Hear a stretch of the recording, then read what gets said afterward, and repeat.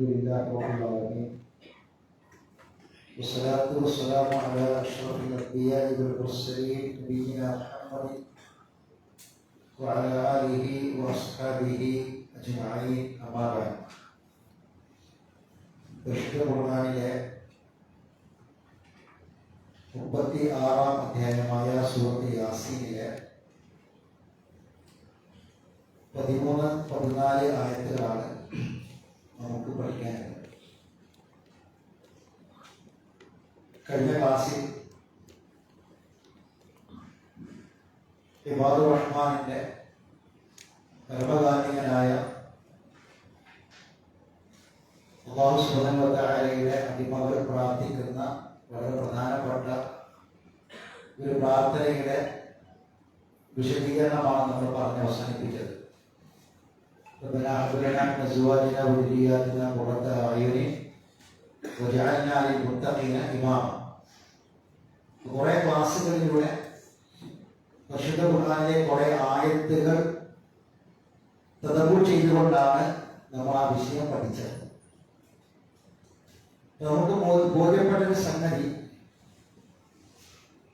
ഈ മുത്തഖീന ഇമാമ എന്ന് നമ്മൾ പറയുമ്പോൾ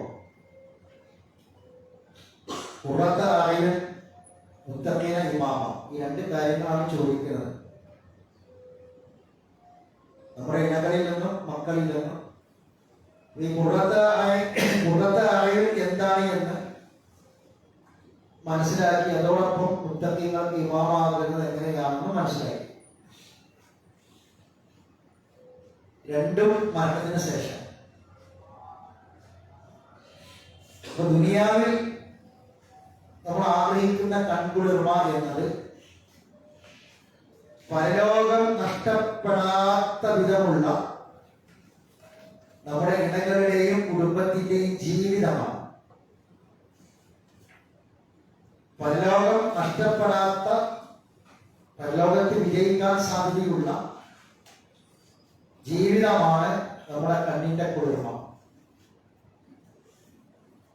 അങ്ങനെ നഷ്ടം സംഭവിക്കാതെ അവരിൽ വിജയത്തിലേക്ക് എത്തുന്ന ഏറ്റവും സന്തോഷകരമായ നമ്മുടെ കണ്ണുകളെ നനയിപ്പിക്കുന്ന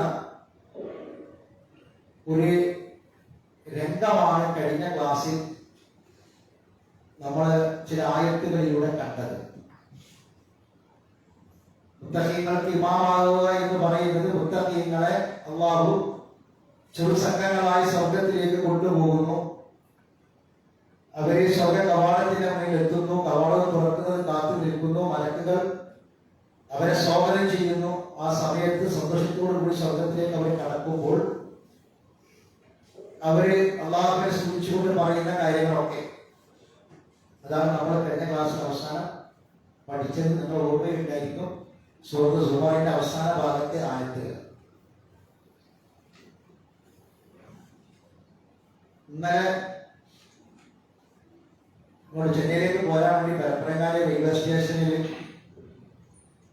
അവിടെ എൻ്റെ സെക്കൻഡ് പ്ലാറ്റ്ഫോമിൽ വന്ന് സ്കൂട്ടർ നിർത്തി ഞാൻ ബാഗ് എടുത്ത് ഈ പ്ലാറ്റ്ഫോമിലേക്ക് കയറുമ്പോൾ ഒരു ചെറുപ്പക്കാരൻ ഓടി വന്നിട്ട് ഇന്നെ അറിയുന്ന ചെറുപ്പക്കാരനാണ്. അല്ല, കളിയാട്ടം നോക്ക് റഷീദ് സാഹിബിന്റെ നാട്ടിലെ ചെറുപ്പക്കാരൻ. അത് ഓടി വന്നിട്ടോട് പറഞ്ഞു, പിന്നെ ഞാൻ കഴിഞ്ഞ നിങ്ങളുടെ അണ്ണാനഗറിലെ ക്ലാസ്സിൽ ദയവായിട്ട് കേട്ടു. ഞാൻ നിങ്ങളോടുമായിട്ട് പങ്കുവെക്കുന്നത് ഒരു ആശയം പറയാനാണ്. അപ്പോ എന്റെ കച്ചവടം, ഞാൻ ചെന്നൈയിലേക്ക് വരുന്ന ഒരാളെ യാത്രയാക്കാൻ വേണ്ടി വന്നതാണ് അയാള്.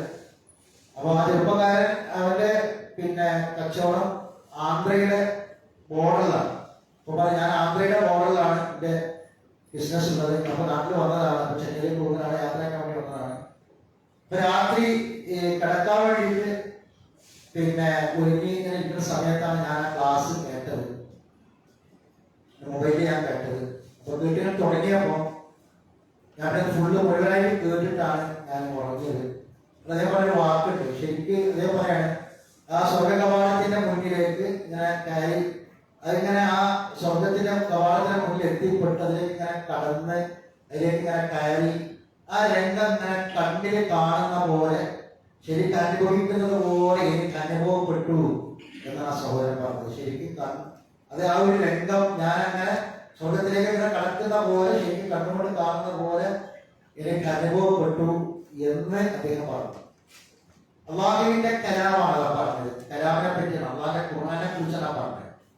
സുഹൃത്ത് സുമാന്റെ അവസാനത്തെ ആയത്തുകൾ നമ്മൾ ഉണ്ടാക്കുന്ന സ്വരത്തെ കുറിച്ചാണ് പറഞ്ഞത്. സഹോദരങ്ങളെ, നമ്മുടെ സമുദായത്തിൽ എത്ര ആളുകൾ, മുസ്ലിം സമുദായത്തിൽ എത്ര ആളുകൾ ഖുർആനിലെ ഈ ആയത്തൊക്കെ കണ്ടിട്ടുണ്ടാകും?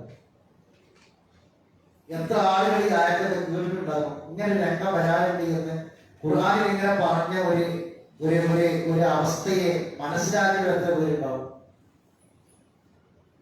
ഞാൻ ആ ഒരു ചോദ്യം ചോദിച്ചുകൊണ്ടാണ് ബാക്കിയുള്ള ഭാഗത്തേക്ക് കടക്കുന്നത്. അള്ളാഹുവിന്റെ അപാരമായ അനുഗ്രഹം കൊണ്ടാണ് സഹോദരങ്ങളെ നമ്മള് അള്ളാഹുവിന്റെ കലാമിന്റെ മുന്നിൽ കുറച്ച് സമയം നമ്മൾ ഒഴുകിയിരിക്കണം. കഴിയില്ല, എല്ലാവർക്കൊന്നും കഴിയില്ല. 100% ഉറപ്പുള്ള സംഗതിയാണ്. കാരണം എന്താണെന്ന് ചോദിച്ചാൽ, ഇന്ന് രാവിലെ നമ്മൾ എഴുന്നേറ്റത് മുതൽ ചിന്തിച്ചു നോക്കി, ഇന്നത്തെ കാര്യം പോട്ടെ, ഇന്ന് രാവിലെ എഴുന്നേറ്റത് മുതൽ ഏതാനും മണിക്കൂറുകൾ നമ്മുടെ മനസ്സ് നിറയെ, നമ്മുടെ ഹൃദയം നിറയെ എന്താ ഉണ്ടായിരുന്നത്?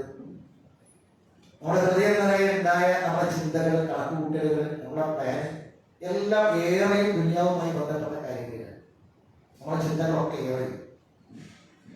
അപ്പൊ ഒന്ന് ഒഴിഞ്ഞിരിക്കാൻ, അത് മനസ്സൊന്ന് ഫ്രീ ആക്കാൻ, ദുനിയാവിന്റെ ചിന്തകളൊക്കെ ഒന്ന് മാറ്റിവെച്ച് അത്തരം ചിന്തകളിൽ നമുക്കൊന്ന് മാറി നിന്ന് ഒരു അരമണിക്കൂർ, 40 മിനിറ്റ് സമയം ഒന്ന് ഖുർആനിന്റെ മുന്നിൽ, അള്ളാഹുവിന്റെ കലാമിന്റെ മുന്നിൽ ഒന്ന് ഒഴിഞ്ഞിരിക്കാൻ. അവിടെയാണ് നമ്മൾ കണ്ടിട്ടുണ്ട്. ഇപ്പൊ ഈ എറണാകുളത്ത് ഒരു പുതിയ ഒരു കേന്ദ്രം തുടങ്ങിയിട്ടുണ്ട്. ആർട്ട് ഓഫ് ലിവിങ്ങിന്റെ കേന്ദ്രം ശ്രീ രവിശങ്കറുടെ. അയാളുടെ ആ ധ്യാന കേന്ദ്രത്തിലേക്ക് കാസർഗോഡ് മുതൽ ഒരുപാട് ആളുകൾ രാവിലത്തെ അതിരാവിലെയുള്ള ട്രെയിനിന് യാത്ര തിരിക്കുകയാണ്. ഒരു 10 മണിയാകുമ്പോഴേക്കും അവരെത്തുക. എന്നിട്ട് ആ ധ്യാന കേന്ദ്രത്തിൽ ഇയാൾ മുന്നിൽ ഇരുന്നിട്ട് വൈകുന്നേരം ആകുമ്പോഴേക്ക് ഇവർക്കൊക്കെ എല്ലാം ഫ്രീ ആയി, മനസ്സ് തുറന്നൊക്കെ ഫ്രീ ആയി, എല്ലാം റെഡി ആയിട്ട് അവര് തിരിച്ചു പോവാണ്. ഈ പോകുന്നവരുടെ കൂടുതൽ മുസ്ലിമീങ്ങൾ വരേണ്ടത് ആലോചിക്കണം, മനസ്സിലാക്കണം. അള്ളാഹുവിന്റെ കലാമിന്റെ മുന്നിൽ, അള്ളാഹുവിന്റെ മുന്നിൽ പോയിട്ട് നമുക്കാർക്കും ദുനിയാവിൽ അള്ളാഹിന്റെ മുന്നിൽ പോയിരിക്കാവുന്ന അവസ്ഥ അല്ലല്ലോ. അള്ളാഹുവിന്റെ കലാമുമായിട്ട് നമ്മൾ ബന്ധപ്പെടണം, നല്ല സംസാരവുമായി. അതിന്റെ മുന്നിൽ ഒരു അല്പസമയം ഒഴിഞ്ഞിരിക്കാൻ, ബാക്കിയുള്ള ചിന്തകളൊക്കെ മാറ്റിവെച്ച് ഒന്ന് ഒഴിഞ്ഞിരിക്കാൻ നമുക്ക് സാധിക്കുക എന്ന് പറയുന്നത് ഏറ്റവും വലിയ അനുഗ്രഹമാണ്. കാരണം സഹോദരങ്ങളെ, നമ്മുടെ രാവിലെ കുറിച്ചും പകലിനെ കുറിച്ചും മണിക്കൂറുകളെ കുറിച്ചും മിനിറ്റുകളെ കുറിച്ചൊക്കെ ചോദ്യല്ലേ? നിങ്ങൾ എത്ര പിന്നിട്ട് എത്ര ബാക്കിയുണ്ട് നമുക്കറിയോ? ഇപ്പൊ തലശ്ശേരിയിൽ മാഹി കുഞ്ഞിപ്പള്ളിയിൽ ഞാൻ കഴിഞ്ഞ ദിവസം വാട്സപ്പിൽ എനിക്ക് അയച്ചു തന്നതാണ്. ആ സഹോദരൻ തന്റെ മകളുടെ ഭർത്താവിനെ പന്തലിലേക്ക് സ്വീകരിച്ച്, കൈ കൊടുത്ത് സ്വീകരിച്ചിട്ട് അതിനുശേഷം ആ പന്തലിൽ കുഴഞ്ഞു വീണ് മരിക്കുകയാണ്. രംഗം ഒന്ന് ആലോചിച്ച് നോക്കൂ നിങ്ങൾ. ആ ഒരു ചെറുപ്പക്കാരനാണ്, കൂടുതൽ വയസ്സുള്ള പ്രായമായൊന്നുമില്ല. ഒരു മകൾക്ക് വേണ്ടി കല്യാണം ആലോചിച്ച്, ചിന്തിച്ചു, മകൾക്ക് വേണ്ടി കല്യാണം ആലോചിച്ച് മകളെ കല്യാണം കഴിക്കാനായി കെട്ടിക്കാനായി ഒക്കെ അറിഞ്ഞുകൊണ്ട് ആ വാപ്പാന്റെ മനസ്സെന്തായിരിക്കും? ആ പൊന്നു മോളെ ഒരു സുരക്ഷിതമായ കയ്യിൽ ഏൽപ്പിച്ചു കൊടുക്കണം. അതിന് എത്രയോ അന്വേഷണങ്ങൾ വന്നു, പല അന്വേഷണങ്ങളും വേണ്ടാന്ന് വെച്ചു, പലതും നല്ലതായിട്ടൊക്കെ വേണ്ടാന്ന് വെച്ച് അവസാനം ഒരു നല്ല സുരക്ഷിതമായി എന്ന് അന്വേഷിച്ച് പലരോടും അന്വേഷിച്ച് ഉറപ്പ് വരുത്തിയിട്ടാണല്ലോ ഏതൊരു വാപ്പയും തന്റെ മകളെ കല്യാണം കഴിക്കുക. ഇതേകൊണ്ട് വന്നിട്ട് വെച്ചാൽ ആരും സ്വന്തം പൊൺകുട്ടികളെ കല്യാണം കഴിച്ച് പറഞ്ഞേക്കാറില്ല. അന്വേഷണങ്ങൾക്ക് പിന്നെ അന്വേഷിച്ച് അവസാനം ഉറപ്പ് വരുത്തി, അങ്ങനെയാണ് ഒരു കൈകളിലേക്ക് ഏൽപ്പിച്ചു കൊടുക്കാൻ അന്വേഷണം ഉറപ്പിച്ച് കല്യാണത്തിന് ഡേറ്റ് നിശ്ചയിച്ച് കുടുംബക്കാരെ വിളിച്ച് മണവാളൻ കണ്ണൂരിൽ നിന്ന് വരികയാണ്. വന്ന് അല്പസമയം വൈകിട്ടാണ് വരുന്നത്. വന്ന് പന്തലിലേക്ക് കയറി കൈ കൊടുത്ത് മണവാളനെ പന്തയിലേക്ക് സ്വീകരിച്ചതിന് ശേഷമാണ് ഒഴിഞ്ഞു വീണ് കഴിക്കുന്നത്. ഇങ്ങനെ മയ്യത്താളെ മാറ്റി കിടത്തിയിട്ട് പിന്നെ അദ്ദേഹത്തിന്റെ ജ്യേഷ്ഠനാണ് ആ നിക്കാഹ് നടത്തി കൊടുക്കുന്നത്. എന്താ നമുക്ക് പഠിക്കാനുള്ള പാഠം?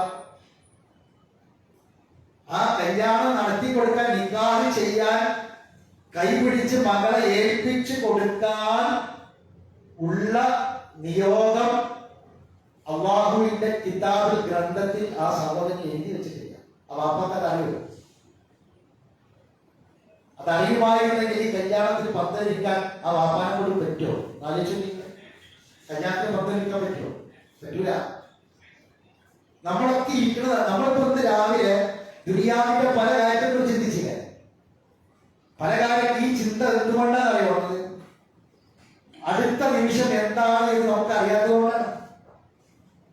അള്ളാഹുവിന്റെ തീരുമാനം എന്താണ് എന്ന് അറിയാത്തത് കൊണ്ടാണ് നമ്മൾ അതിനെക്കുറിച്ച് ചിന്തിച്ചത്. അപ്പൊ അള്ളാഹു നമ്മളോട് പറഞ്ഞത് എന്താ അറിയോ? അള്ളാഹു പറഞ്ഞു തരുന്നത് ഏറ്റവും വലിയ ബുദ്ധിപരമായ കാര്യമാണ്. അതെന്താണ്? ഇപ്പൊ ഈ കല്യാണ പന്തലിൽ മണവാളനെ സ്വീകരിച്ച് മുന്നിൽ വീണ് മരിച്ച ആ സഹോദരൻ ഒരിക്കലും ഇത് ചിന്തിച്ചിട്ടില്ല, ആലോചിച്ചിട്ടില്ല.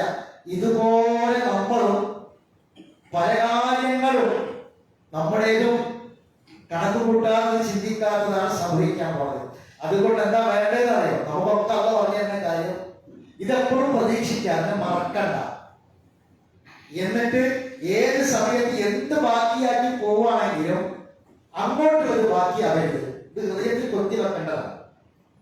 ഖുർആൻ പറഞ്ഞതാണ്, യുനബ്ബഉൽ ഇൻസാനു യൗമഇദിൻ ബിമാ ഖദ്ദമ വഅഖർ ബലിൽ ഇൻസാനു അലാ നഫ്സിഹി ബസ്ീറ വലൗ അൽഖാ മആദിറ. എന്താ പറയുക? അല്ലാഹു പറയാണ്, എത്ര മുതൽ നിങ്ങൾ പറഞ്ഞാലും, എത്ര കാര്യങ്ങൾ നിങ്ങൾ, എത്ര പിന്നെ കാരണങ്ങൾ നിങ്ങൾ ബോധിപ്പിച്ചാലും ഒരു രക്ഷയില്ല റബ്ബിന്റെ മുന്നിൽ.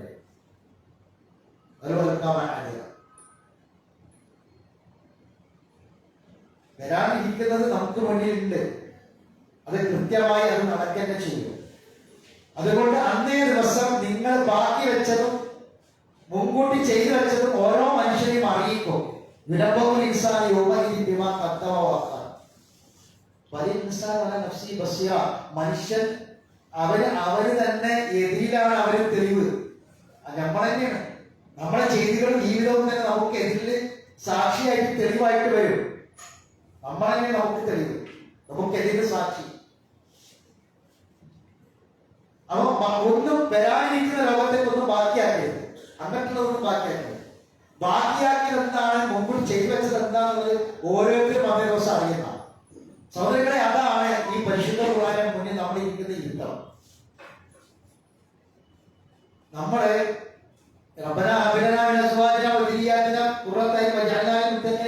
എന്ന ഈ പ്രാർത്ഥന തദബ്ബുർ ചെയ്ത് പഠിക്കുന്നതിന് മുമ്പായിരുന്നു നമ്മളെ മരണമെങ്കിൽ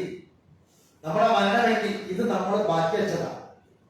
അങ്ങോട്ട് കൊണ്ടുപോകേണ്ടിയിരുന്നത് ഇവിടെ ബാക്കി വെച്ച് പോകേണ്ടതായിരുന്നു. അങ്ങനെ ചിന്തിക്കണം നമ്മൾ. ഇൻഷാ അല്ലാഹ് ഇനി നമ്മുടെ മുന്നിലുള്ള പലതും അങ്ങനെ, പല കാര്യങ്ങളും അങ്ങനെ. അപ്പോൾ മറ്റുള്ള ചിന്തകളൊക്കെ ഒന്ന് മാറ്റിവെച്ച് ഖുർആന്റെ മുന്നിൽ കുറച്ചു സമയം ഒഴിഞ്ഞിരിക്കാൻ നമുക്ക് കിട്ടുന്ന വളരെ അപൂർവമായ സമയത്തെ പോലും നമുക്ക് ഉപയോഗപ്പെടുത്താൻ കഴിയുന്നില്ല എങ്കിൽ നമ്മൾ ഭയപ്പെടണം. നമ്മളെ സൂറത്ത് യാസീനിലെ 13-14 ആയത്ത് പഠിക്കാൻ ആരംഭിക്കുക. അപ്പൊ ഇത് തുടങ്ങുമ്പോ എനിക്ക് പറയാനുള്ളത്, നമ്മൾ ആദ്യം ഒരു ആയത്ത് പഠിക്കുമ്പോ, പുതിയ ആയത്ത് പഠിക്കുമ്പോ അതിന്റെ പാരായണ നിയമം തന്നെയാണ് പഠിക്കുക. അത് ശരിക്ക് ഒന്നാമത്തെ കാര്യം തന്നെയാണ്. ഖുർആൻ പഠനം അല്ല, നമ്മളതിനാണ് വരുന്നത്. ഖുർആൻ പഠനത്തിൽ ഏറ്റവും പ്രധാനം എന്താണെന്ന് പറയും? ഖുർആൻ ഒരു ഗ്രന്ഥമാണ്, ഒരു കിതാബാണ്. അതൊരു ലാംഗ്വേജ്, അറബി ഭാഷയാണ്, അല്ലെ? അപ്പൊ ആദ്യം ഖുർആൻ പഠിക്കുമ്പോ ആദ്യം ആ ഗ്രന്ഥം എഴുതപ്പെട്ട ഭാഷ അറബി, അത് ആദ്യം നമുക്ക് വായിക്കാൻ അറിയണം, വായിക്കാൻ പഠിക്കണം. അപ്പോ സാധാരണ ഒരു ഗ്രന്ഥം വായിക്കുന്ന പോലെ ഖുർആൻ വായിക്കാൻ പറ്റൂല. ഒരു അറബി ടെക്സ്റ്റ് ബുക്ക് നമ്മൾ വായിക്കുന്ന പോലെ ഖുർആൻ വായിക്കാൻ പറ്റൂല. ഖുർആനിന്റെ പാരായണം പോലും നിയമബന്ധിതമാണ്. മനസ്സിലാക്കണം. മറ്റൊരു ഗ്രന്ഥത്തിന് അതില്ല. നമ്മളെ കയ്യിൽ ഇംഗ്ലീഷ് പുസ്തകം കിട്ടി, നമുക്ക് വായിക്കാം. അതിങ്ങനെ വായിക്കാവുന്നൊന്നുമില്ല, അതിനൊരു നിയമമൊന്നുമില്ല. അത് വായിക്കുമ്പോൾ നമുക്ക് ആശയം മനസ്സിലാവും, അത്രേ ഉള്ളൂ. വായിക്കണ ആശയം മനസ്സിലാവും. ശരി. എങ്കിൽ ഖുർആൻ അങ്ങനെയല്ല. ഖുർആനിന്റെ പാരായണം പോലും, ഖുർആനിന്റെ വായന പോലും നിയമബന്ധിതമാണ്. അത് നിയമമുണ്ടത്. ആ നിയമം അനുസരിച്ച് അത് പാരായണം ചെയ്യാൻ പറ്റുള്ളൂ. അപ്പൊ ആദ്യം നമ്മൾ പഠിക്കേണ്ടതാണ്. ഇപ്പൊ തുടങ്ങാൻ ശ്രദ്ധിക്കാം. നമ്മള് ഇമാമിൻ മുബീൻ വരെയാണ് പഠിച്ചു വെച്ചത്. 13ാമത്തെ ആയത്ത് വായിക്കാൻ അതിന്റെ ഖിറാഅത്ത് കാര്യങ്ങളൊക്കെ കേൾപ്പിക്കും. അപ്പൊ അല്പസമയം ഖുർആനിന്റെ മുന്നിൽ ഞാൻ സാധാരണ പറയുന്ന പോലെ ചെറിയ കുട്ടികളായിരിക്കുക. നമ്മളൊരു മദ്രസയിലെ 2ാം ക്ലാസ്സിൽ പഠിക്കുന്ന ഒരു കുട്ടി അങ്ങനെ കണക്കാക്കുക. നന്നായിട്ട് അറിയുന്നവരുണ്ട് ഈ കൂട്ടത്തിൽ. തജ്വീദ് പഠിച്ച ആൾക്കാരുണ്ട്. തജ്വീദ് പ്രകാരം ഭംഗിയായി ഓതുന്ന ആൾക്കാരൊക്കെ ഈ കൂട്ടത്തിലുണ്ട്. നിനക്കറിയാം, സ്ത്രീകളുടെ പുരുഷന്മാരുണ്ട്. പക്ഷെ നമ്മൾ ഈ ക്ലാസ്, ഞാൻ ആദ്യം മുതലേ പറഞ്ഞിട്ടുണ്ട്, ഇത് നമ്മള് ഈ ക്ലാസ് ബേസ് ചെയ്യുന്നത് ഇത് പഠിക്കാൻ തീരെ അവസരം കിട്ടിയിട്ടില്ലാത്ത ഒരാളുണ്ടെങ്കിൽ അയാളെ അങ്ങനെയാണ് നമ്മൾ പഠിപ്പിക്കുന്നത്. ബാക്കിയുള്ള ആൾക്കാരൊക്കെ അതിലേക്കുണ്ട് ചേരാന്നുള്ളതാണ്. എല്ലാവർക്കും എന്തെങ്കിലും കിട്ടുന്ന ഒരു രൂപത്തിൽ. അപ്പൊ നമ്മളൊരു ചെറിയ, നമ്മൾ അള്ളാന്റെ മുന്നിലല്ലാതെ പിന്നെ ആരാ മുന്നിലാ ഇനി ഏറ്റവും ചെറുതാവുക? നമ്മൾ റബ്ബിന്റെ മുന്നിൽ ചെറുതാവുക, ചെറുതായിട്ടിരിക്കുക. 2ാം ക്ലാസ്സിലെ 3ാം ക്ലാസ്സിലെ കുട്ടിയെ പോലെ നമ്മൾ ഖുർആന്റെ മുന്നിൽ ഇരിക്കുക. അതിൽ യാതൊരു മടിയും വേണ്ടായിരുന്നു. അതിൽ നമുക്കൊരു മടി തോന്നുന്നുണ്ടെങ്കിൽ അല്ലാഹു അക്ബർ എന്നത് നമുക്ക് അംഗീകരിക്കാൻ കഴിയില്ല. അക്ബർ എന്നത് ഏറ്റവും വലിയവരാണ്. അപ്പൊ നമ്മൾ ഏറ്റവും ചെറിയവരാണ്. പടച്ചവന്റെ മുന്നിൽ ഏറ്റവും ചെറിയവർ നമ്മളാണ്. അത് ഉൾക്കൊള്ളാൻ കഴിയണം. ശരി. ഖുർആൻ ശ്രദ്ധിക്കുക. ഓരോ അക്ഷരങ്ങളിലൂടെ ശ്രദ്ധിക്കുക. അത് വളരെ പ്രധാനമാണ്, നിസ്സാരമല്ല. അവിടെ എന്ന ഒരു അലിഫുണ്ട്. ആ അലിഫ് വസ്ലിന്റെ അലിഫ് എന്നാണ് അതിന് പറയാ. വസ്ലിന്റെ അലിഫ് എന്ന് പറഞ്ഞാൽ ഉച്ചരിക്കാൻ പാടില്ല. ലാ യുക്തഖു ബിഹാ എന്നാണ്. ഉച്ചരിക്കാൻ പാടില്ല. വ അലിഫുണ്ടാവുക. വ ഇദ്രിബ് എന്ന് വായിക്കാൻ പാടില്ല. വ ഇദ്രിബ് എന്നേ പറയാൻ പാടുള്ളൂ.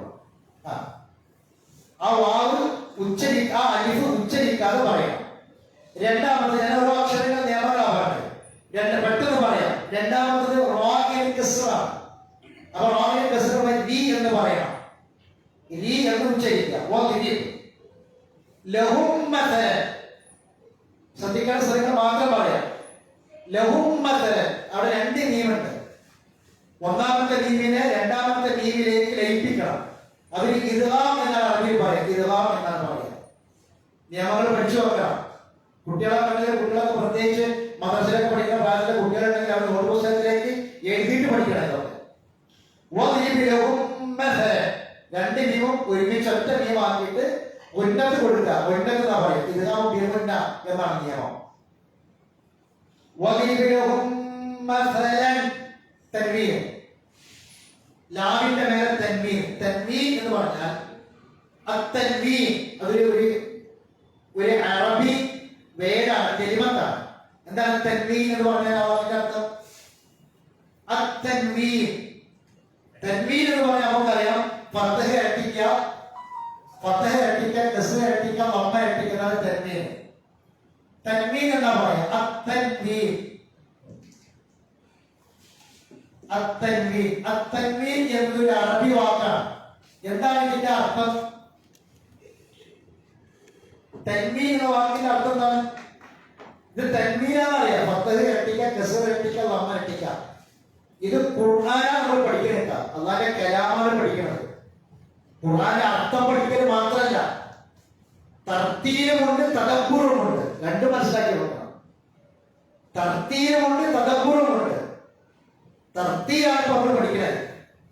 വറത്തീൽ ഖുർആൻ തർത്തീലാണ് പഠിക്കുന്നത്. തദബ്ബുർ അതിന്റെ ആശയത്തെ പറ്റി ചിന്തിക്കലാണ്. അപ്പൊ തർത്തീൽ നമ്മൾ വളരെ പ്രധാനമാണ്, നിസ്സാരമായ ഖുർആന്റെ കൽപ്പനയാണ്. അപ്പോ ഇത് തൻവീൻ, ഫത്ഹ ഇരട്ടിക്കുക, കസ്റ ഇരട്ടിക്കുക, വമ്മ ഇരട്ടിക്കുക. ഇതിൽ തൻവീൻ എന്ന് പറയും, അല്ലെ? ആ തൻവീൻ എന്ന വാക്കിന്റെ അർത്ഥം എന്താണ്?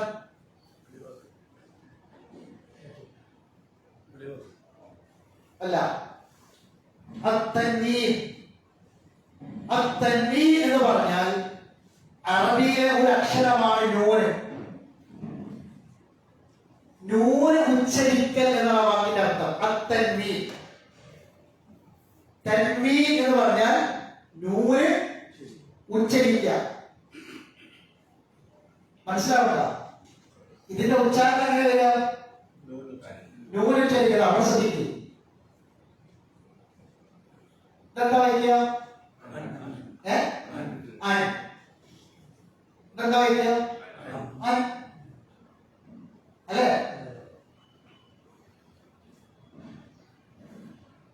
ഇതെന്താ വായിക്കുക? ബി. ഇതെന്താ വായിക്കുക? ബി. മനസ്സിലായില്ലേ? ഇതെന്താ വായിക്കുക? തുൽ. ഇതെന്താ വായിക്കുക? തുൽ. തുൽ അല്ലേ? ഇതെങ്ങനെ എഴുതിയത്? ഇതാണ് നൂലുച്ചരിക്കൽ. ഇങ്ങനെ ഇട്ടാൽ തൂന്നേ ഉള്ളൂ. തൂ അല്ലെ? ഒന്നുകൂടി ഇട്ടാലോ? തുൽ. അപ്പൊ എന്താ ഉച്ചരിക്കുന്ന സാധനം? അല്ല, താല്ല, പിന്നെന്താ? നൂനാണ്. ഏത് അക്ഷരത്തിന്റെ മേലെ താഴെ ലമ്മാവട്ടെ ഫത്താവട്ടെ കെസ്റാവട്ടെ ഇരട്ടിച്ചാൽ അത് തന്മീനാണ്. മനസ്സിലായില്ലേ? അപ്പൊ ശ്രദ്ധിക്കണം. തൻവീന് ഇത് പറയുന്നതിനായോ? തൻവീന് ഖുർആനിൽ ഒരു അക്ഷരത്തിന്റെ മേലെ തൻവീന് വന്നാൽ ശ്രദ്ധിച്ചു കേൾക്കണം. ഒരു അക്ഷരത്തിന്റെ മേലെ തൻവീന് വന്നാൽ ചില സ്ഥലത്ത് അത് വ്യക്തമാക്കണം. 6 സ്ഥലത്തെ വ്യക്തമാക്കാൻ പാടുള്ളൂ. ബാക്കി 20 എത്ര ഉണ്ടാവും? 22 സ്ഥലം ഉണ്ടാവും. അറബിയിൽ എത്ര അക്ഷരങ്ങളാണ്? 28. 6 അക്ഷരങ്ങൾക്ക് മുന്നിൽ വന്നാലേ വ്യക്തമാക്കാൻ പറ്റുള്ളൂ. ബാക്കി അക്ഷരങ്ങൾക്കൊക്കെ മുന്നിൽ വരുമ്പോൾ ഒന്നുകിൽ അവ്യക്തമാക്കണം, വ്യക്തമാക്കാൻ പറ്റൂല, അല്ലെങ്കിൽ തൊട്ടടുത്ത അക്ഷരത്തിലേക്ക് ലയിപ്പിക്കണം. മനസ്സിലാവുണ്ടോ? അപ്പൊ ഇവിടെ തൻവീൻ വന്നു. എവിടെ തൻവീൻ വന്നത്? ഖുർആൻ ശ്രദ്ധിക്കും. ആയത്തിൽ പറയും തൻവീൻ എവിടെ വന്നത്? ഏതക്ഷരത്തിന്റെ മേലെ വന്നത്? ലാമിന്റെ മേലെ. ഈ ലാമിന്റെ മേലെ വന്നതിന് ശേഷം വന്ന അക്ഷരം ഏതാ?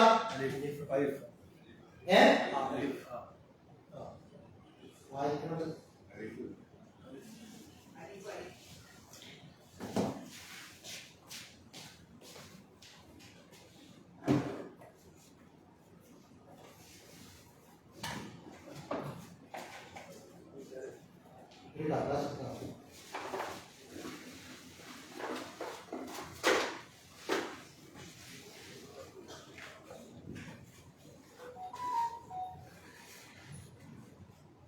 ബോർഡ് ശ്രദ്ധിക്കും.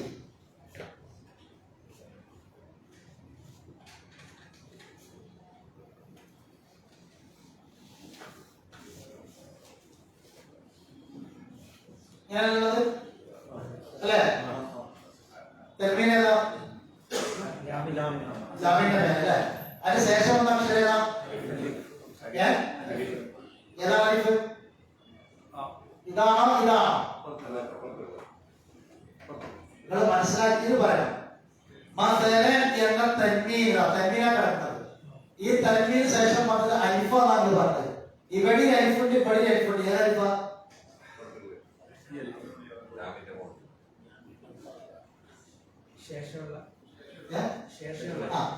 ഇത് അലിഫ് എന്ന് പറയാം.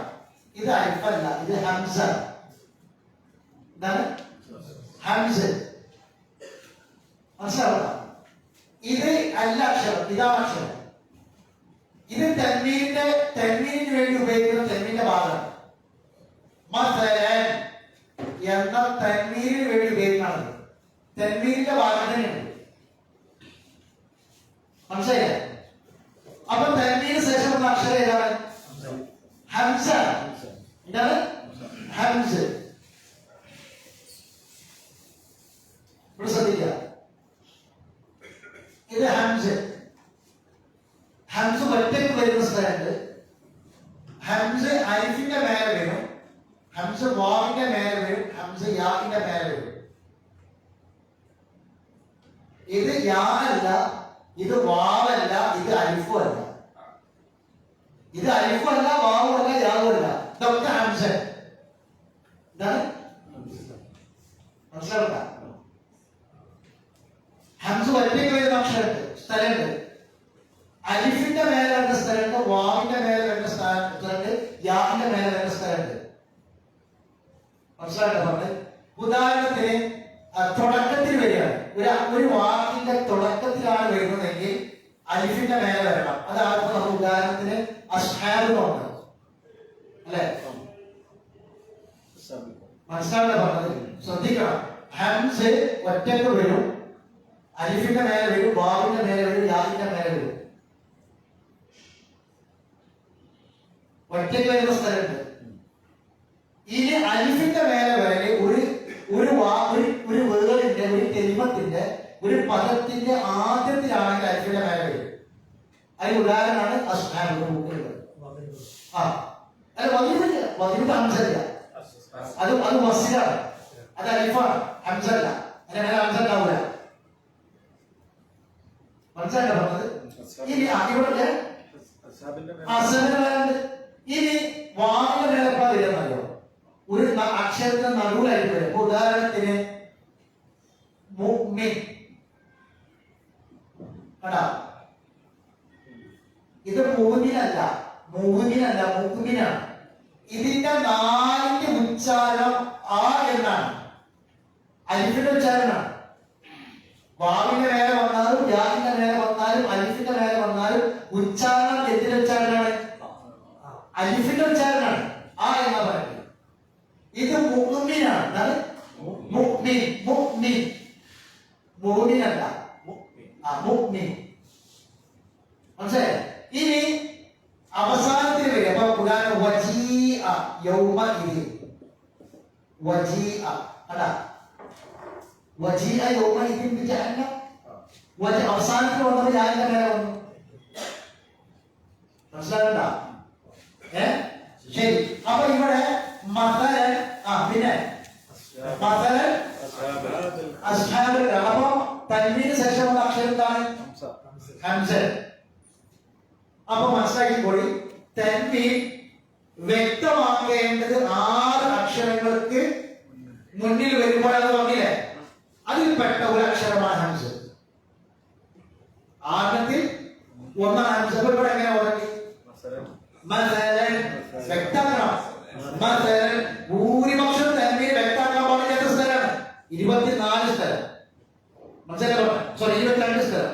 അപ്പൊ മസലൻ അസ്ഹാബൽ ഖറിയതി ഇദ് ജാഅ ആണ്. അവിടെ ഹംസ ഒറ്റയ്ക്ക് വന്നിട്ടില്ല. ഖുർആനിൽ നോക്കി, അവിടെ ഹംസ ഒറ്റയ്ക്ക് വന്നിട്ടില്ല. അവിടെ ഏതെങ്കിലും അലിഫിന്റെ മേലാണോ വാവിന്റെ മേലാണോ? അതാണ് ഒറ്റയ്ക്ക് വരുന്ന ഒരു സ്ഥലമാണ്. അത്തരം സ്ഥലങ്ങൾ ഒറ്റയ്ക്ക് വരും. ഇദ് ജാഅൽ മുർസലൂൻ. അപ്പൊ എങ്ങനെ വരാ? വദ്രിബ് ലഹും മസലൻ അസ്ഹാബൽ ഖറിയതി ഇദ് ജാഅൽ മുർസലൂൻ. ശ്രദ്ധിക്കേണ്ട അക്ഷരങ്ങൾ ഒന്ന് സ്വാദ്, ഹായ്, ഖാഫ്, ഇതൊക്കെ ശ്രദ്ധിക്കണം. ഇതൊക്കെ അതിന്റെ മഖ്റജിൽ നിന്ന് വരാം.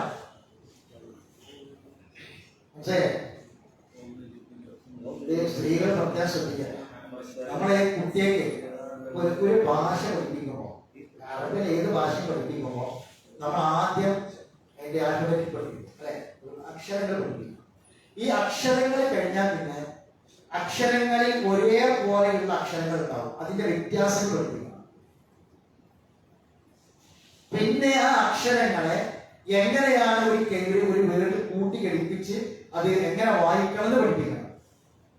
ഇവിടെ വീട്ടിൽ നിന്നൊക്കെ കുട്ടികൾ അങ്ങനെ പഠിപ്പിക്കണം. ഉസ്താദുമാര് പിന്നെ മദ്രസയിൽ ശരിക്ക് ഇവിടത്തെ സംവിധാനം നിങ്ങൾക്ക് അറിയില്ല. അപ്പൊ നാട്ടിലൊക്കെ ആണെങ്കിൽ ശരിക്ക് നല്ല പിന്നെ സൗകര്യങ്ങൾ ചെയ്തു കൊടുത്ത് ശമ്പളം കൊടുത്ത് മദ്രസയിലെ ഉസ്താദുമാരെ നല്ല കഴിവുള്ള ആൾക്കാരാണ്. മക്കളെ ഏത് നാട്ടിൽ നിന്ന് മദ്രസ കമ്മിറ്റി പള്ളി കമ്മിറ്റിയൊക്കെ ആൾക്കാരായിട്ട് പഠിക്കുന്നത്. കാരണം അക്ഷരങ്ങൾ വരുന്ന മഹ്റജ് ശരിക്കും എവിടുന്ന നോക്കണം. ശരിക്കും കുട്ടികൾ ആ മഹ്റജ് വരുന്നുണ്ടാ നോക്കണം. കാരണം ഇത് അള്ളാന്റെ കലാമാണ്, തെറ്റരുത്. ഒരു വാപ്പ ഒരു ഉമ്മ കുട്ടികൾക്ക് കൊടുക്കേണ്ട ഏറ്റവും പ്രധാനപ്പെട്ട ബാധ്യതയിൽപ്പെട്ടതാണ്. ഉമ്മാക്ക് ഒരു കുട്ടികൾക്ക് ഭക്ഷണം ഉണ്ടാക്കി കൊടുക്കലും ഭക്ഷണം ഉണ്ടാക്കി കൊടുക്കലും ഓരോ നല്ല പോഷക ഭക്ഷണം കൊടുക്കലും ഇത് മരുന്ന് കൊടുക്കലും മാത്രമല്ല ഇത്ര വൈകി. ഉമ്മാരാണ് അൽ-ഉമ്മു ഉസ്താദുൽ അസാതിദത്തിൽ ഉലാ ശകലത്ത് മഹാഫിറുഹും മദൽ ആഫാഖി. അൽ-ഉമ്മു ഉസ്താദുൽ അസാ. ഉമ്മ എന്ന് പറഞ്ഞാൽ ഉസ്താദുമാരുടെ ഒന്നാമത്തെ ഉസ്താദ്. അൽ-ഉമ്മു മദ്റസത്തുൻ ഇദാ അഅദത്തഹ അഅദത ശഅബൻ ത്വയ്യിബൽ അഅറാഖി. അൽ-ഉമ്മു മദ്റസത്തുൽ. ഉമ്മ ഒന്നാമത്തെ കലാകാരൻ, ഒന്നാമത്തെ സ്കൂൾ മദ്രസ ഏതാ? ഉമ്മാൻ ശരിക്കും ആദ്യം ഉമ്മാര് പഠിച്ചു നോക്കണം. ആ മക്കളിലൊക്കെ നമ്മുടെ സ്ത്രീകൾ പ്രത്യേകം ശ്രദ്ധിക്കുക. ഖുർആൻ ഓതാൻ അറിയാത്ത ഉമ്മയാണെങ്കിൽ അള്ളാഹു കാത്തിരക്ഷിക്കട്ടെ. ഖുർആൻ ഓതാൻ അറിയാത്ത ഒരു ഉമ്മയാണ് നമ്മളെങ്കിൽ നമ്മളെ പൊന്നു മക്കളെ അള്ളാഹു നമുക്ക് തന്ന സമ്മാനമാണ് നമ്മളെ മക്കൾ. ആ പൊന്നു മക്കൾക്ക് കിട്ടിയ ഉമ്മ ഒരിക്കലും ഉത്തരവാദിത്വം പൂർത്തിയാക്കാൻ കഴിയാത്ത ഉമ്മായി സത്യമാണ്. എങ്കിലും നമ്മൾ തയ്യാറാവും പഠിക്കാൻ. ഒരു ഉമ്മ ഖുർആൻ ഓതാൻ ശരിക്കും മഹ്റജ് തെറ്റാതെ നന്നായിട്ട് ഖുർആൻ ഓതാൻ അറിയാത്ത ഉമ്മയാണ് നമ്മളെങ്കിൽ നമ്മൾ എന്തെങ്കിലും നമുക്ക് മക്കൾക്ക് ചെയ്തു കൊടുത്താലും നമ്മുടെ ദൗത്യം പൂർണ്ണമാവുക, ഉത്തരവാദിത്വം പൂർണ്ണമാവുക.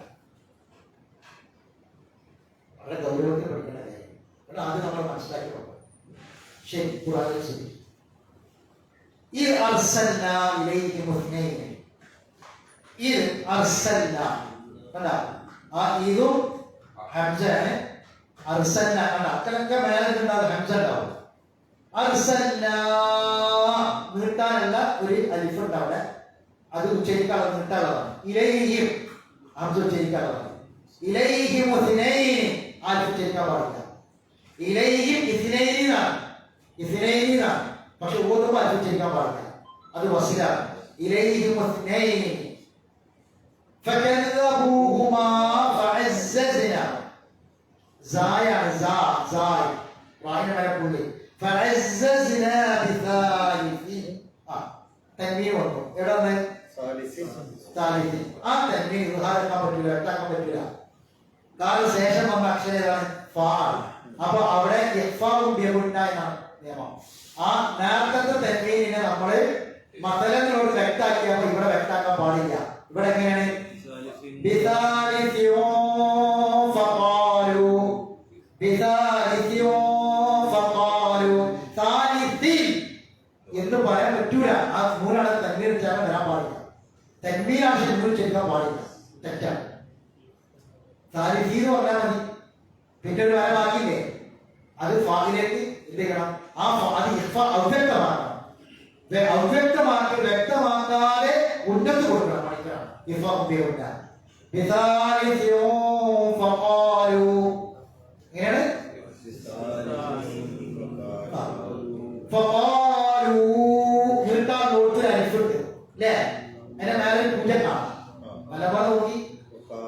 അത് ജമ്മിന്റെ അലിഫാണ്. എന്താണ് ജമ്മിന്റെ അലിഫാണ്?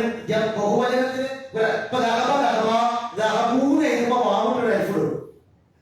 കത്തബ കത്തബ കത്തബൂന്ന് എഴുതുമ്പോ വാവുട്ടൊരു അലിഫിടും. അത് ജമ്മിന്റെ അലിഫാണ് പറയുന്നത്, ഉച്ചരിക്കാൻ പാടില്ല. അപ്പൊ എങ്ങനെയാണ്? എല്ലാവരും മുന്നോട്ട് കൊടുക്കണം, മണിക്കണം.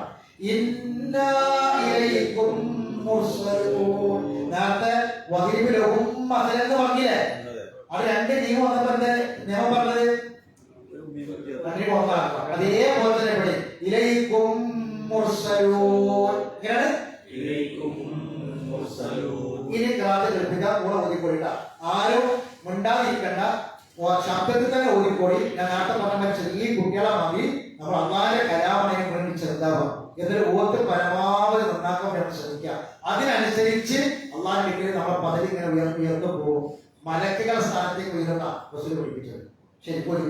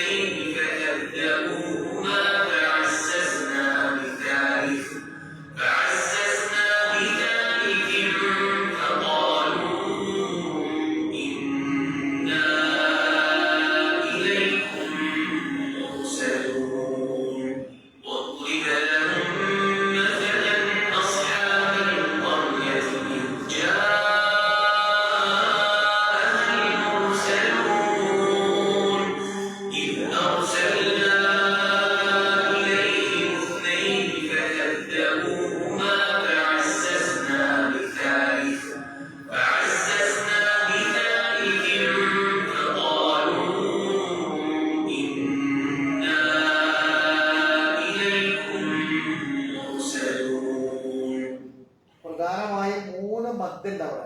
നീട്ടാനുള്ള 3 സ്ഥലമുണ്ട്. ഒന്ന് ഒതിരിവിലവും മദ്ദിനെ നഷ്ടാപത്ത് അറിയത്തി ഇത് അവിടെ മദ്ദ. അതുപോലെ തന്നെ ഇത് അർസൽന അവിടെയും മദ്ദുണ്ട്. അതേപോലെ തന്നെ പിന്നെ ഫഖാലു അവിടെ മദ്ദുണ്ട്. ഇന്ന അവിടെയും മദ്ദുണ്ട്. ആ സ്ഥലങ്ങളൊക്കെ ശ്രദ്ധിക്കണം. നമ്മളെ നീട്ടാനടുത്ത് നീട്ടിയിട്ട് തന്നെ ഓടണം. മണിക്കനടുത്ത് ഉന്നത്ത് കൊടുത്തിട്ട് തന്നെ നമ്മൾ ഓടണം.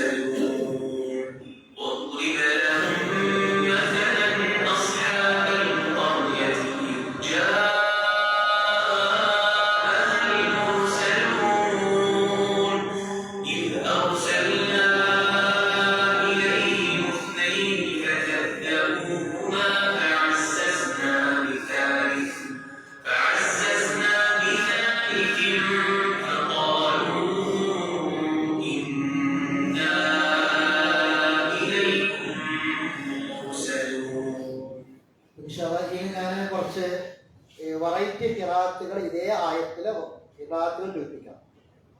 മറ്റൊരു 3-4-5 വ്യത്യസ്ത ഖിറാഅത്തുകൾ കേൾപ്പിക്കാം. അപ്പൊ ആ ഖിറാഅത്ത് നിങ്ങൾ അതിന്റെ കൂട്ടത്തിൽ കേട്ടിട്ട് അതിന്റെ കൂടെ തന്നെ ഓതാൻ ശ്രദ്ധിക്കും.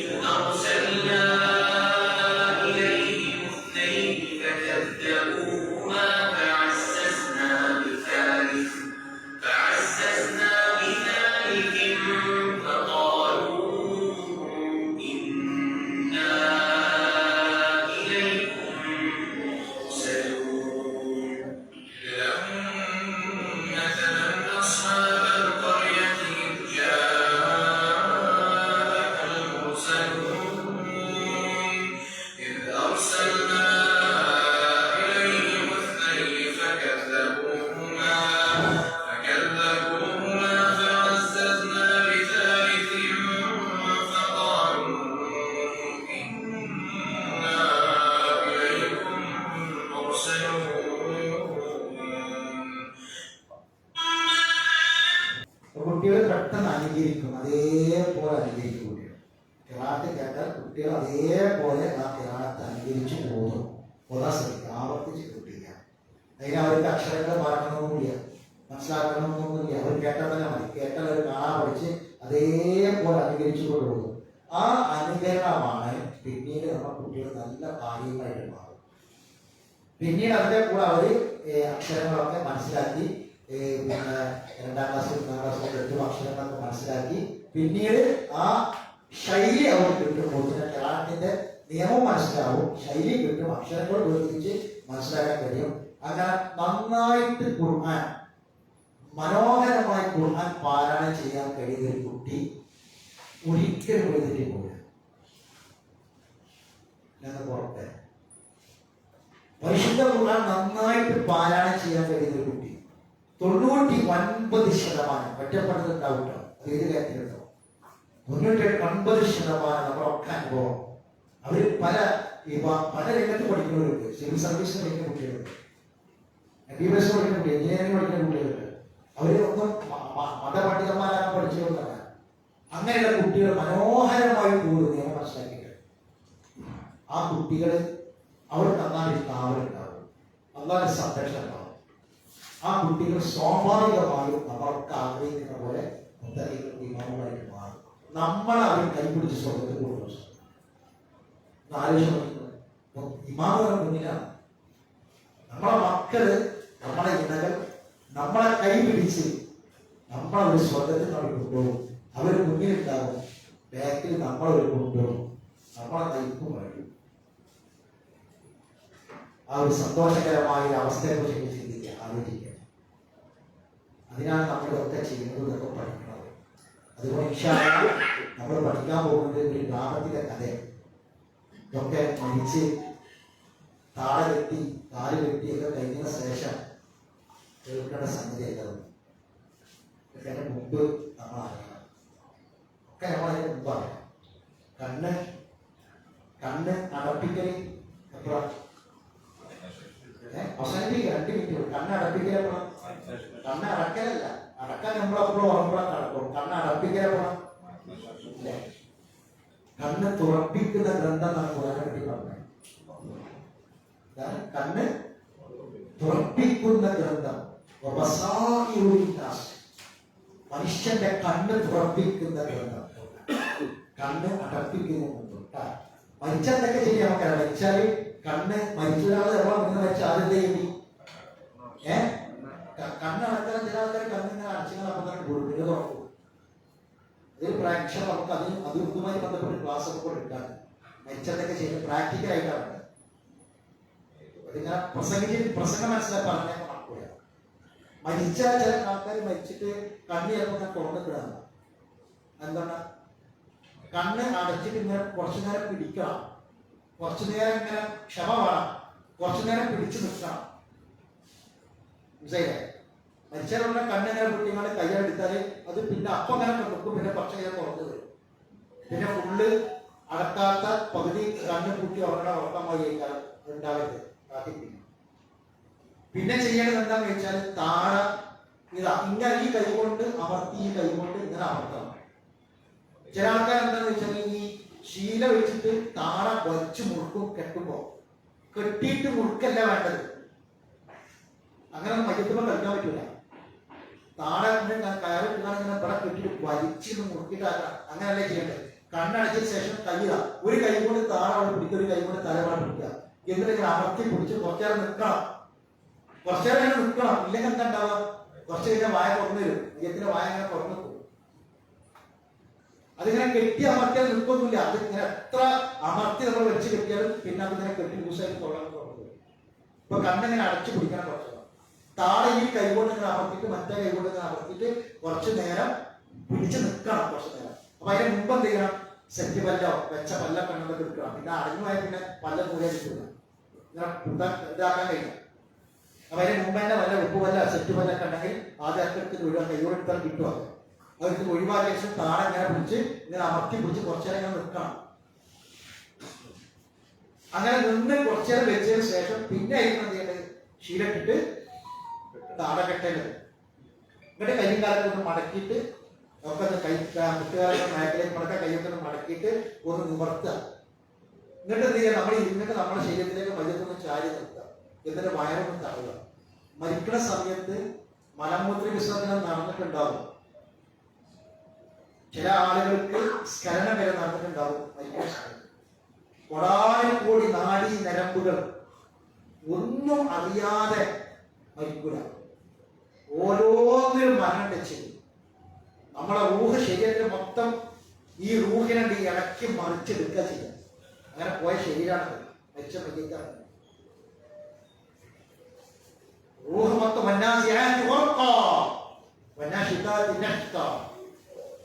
ഇളക്കി മറിച്ചിട്ടാണ് ആത്മാവ് പോണത്. അപ്പൊ എന്ത് ചെയ്യാ? ആ ഇട്ട ഡ്രസ്സിൽ മലമൂത്ര വിസർജനം ഉണ്ടാവുകയും മൂത്രം ഉണ്ടാകും, കാഷ്ടം ഉണ്ടാവും. അപ്പം അത് അമർത്തിയിട്ട് അത് ഫുള്ള് കുറച്ചൊന്ന് പുറത്ത് പോയിട്ട് കുളിപ്പിക്കുമ്പോൾ വേറെ ചെയ്തോളൂ. എന്നിട്ട് ആ ഡ്രസ്സ് ഒന്ന് ഒഴിവാക്കിയിട്ട് പിന്നെ വേറെ കുറച്ച് വൃത്തിയാക്കിയിട്ട് വേറെ ഡ്രസ്സ് നമ്മൾ ചെയ്യേണ്ട കാര്യങ്ങളാണ്. അതിനുമായി ബന്ധപ്പെട്ട് നമുക്ക് ഇതൊക്കെ നമ്മൾ അറിഞ്ഞിരിക്കേണ്ട കാര്യങ്ങൾ, ചെയ്യേണ്ട കാര്യങ്ങളാണ്. ഇതൊക്കെ നമ്മളിൽ സംഭവിക്കാൻ പോകും. ഇതൊക്കെ പഠിക്കുമ്പോൾ നമുക്ക് കുറച്ചൊക്കെ തീരുമാനം ഉണ്ടാവും. ശരി, ഞാൻ പറഞ്ഞതെന്താണെന്ന് വെച്ചാൽ കണ്ണ് അടപ്പിക്കൽ, നമ്മളെ കണ്ണ് അടപ്പിക്കും. നമ്മളിത് അടപ്പിക്കേ ഉള്ളൂ. ഇത് നമ്മളെ കണ്ണ് അടപ്പിക്കും. അടപ്പിക്കാതെ ഓപ്പോസിറ്റ് തുറപ്പിക്കുക.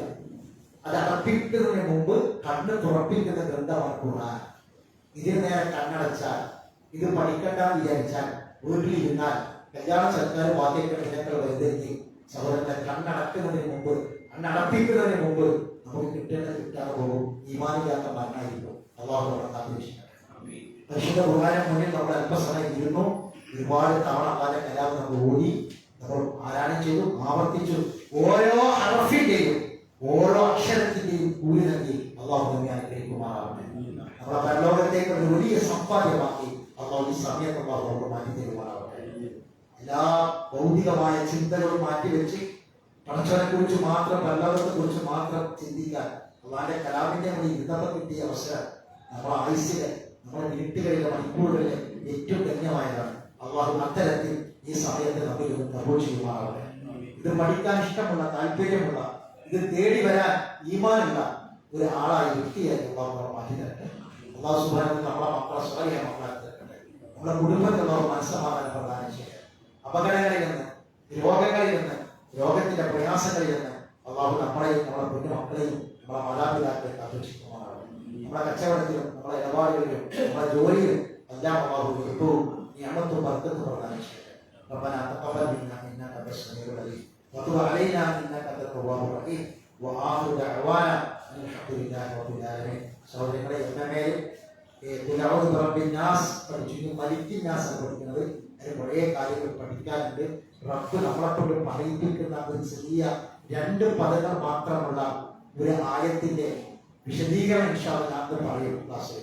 പഠിക്കാൻ ആഗ്രഹമുള്ള ആൾക്കാർ അവിടെ എത്തുക, പഠിക്കാൻ തയ്യാറുള്ള ആൾക്കാർ എത്തുക. നാളെ പരലോകത്തേക്ക് പ്രയോജനപ്പെടുന്ന കാര്യത്തിൽ നടക്കില്ല. അള്ളാഹു